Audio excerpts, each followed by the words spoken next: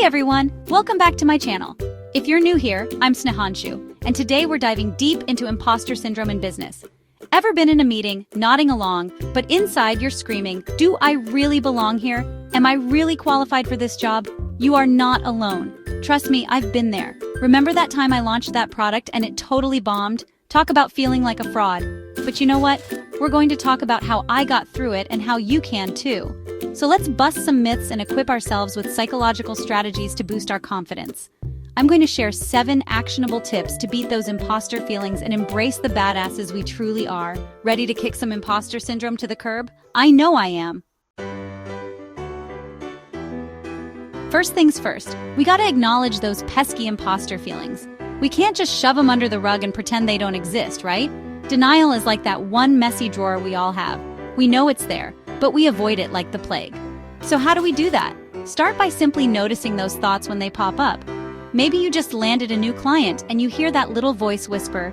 They're gonna realize you have no idea what you're doing. Don't judge it, just say, hey, I see you, imposter syndrome. And here's a little trick that helped me write it down. It can be super liberating to see those sneaky suspicions staring back at you in black and white. Now that we've acknowledged those imposter feelings, it's time to remind ourselves of how freaking awesome we actually are. It's time to create your success resume. Think back to all the amazing things you've accomplished, both big and small. Did you nail that presentation? Land a new client? Write it down. This isn't about being arrogant. It's about acknowledging your wins. We spend so much time focusing on what we haven't done yet that we forget to celebrate how far we've come. Trust me, once you see your accomplishments laid out in front of you, you'll be amazed at how much you've actually achieved.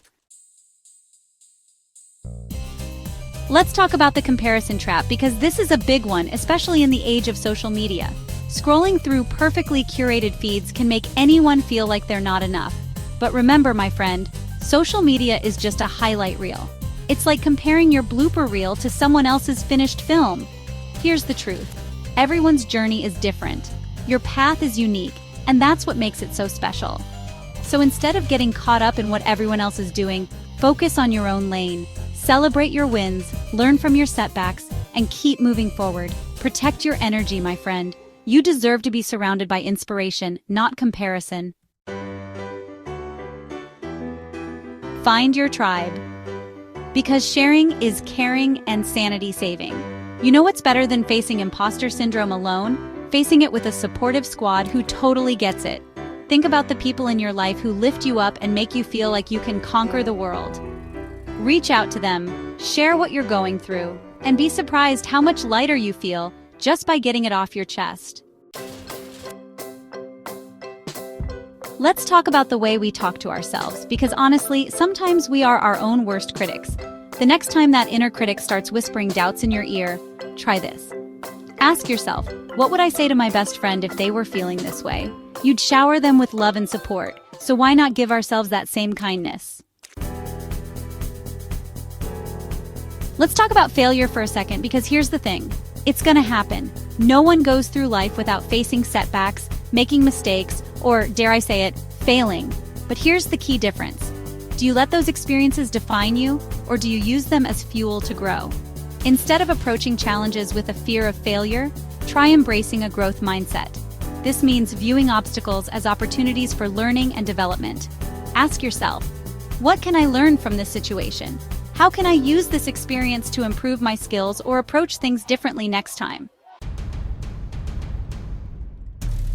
Let's talk about setting ourselves up for success, because when we feel successful, that imposter syndrome doesn't stand a chance. One of the best ways to do this is by setting small, achievable goals. Instead of trying to climb Mount Everest in a day, break down your larger goals into bite-sized steps. Each small win, no matter how tiny, is a victory. Celebrating these small wins creates positive momentum and boosts your confidence. It's like leveling up in a video game. So there you have it, 7 ways to help you overcome that pesky imposter syndrome in your business. Remember, you're not a fraud. You're just a human on a journey. If you found this video helpful, please give a thumbs up, subscribe, and share with your friends who might need this pep talk. Let's empower each other, all right? We're all in this together. Comment below with your own tips or experiences. I'd love to hear from you. Until next time, stay fierce and keep pushing forward. Bye!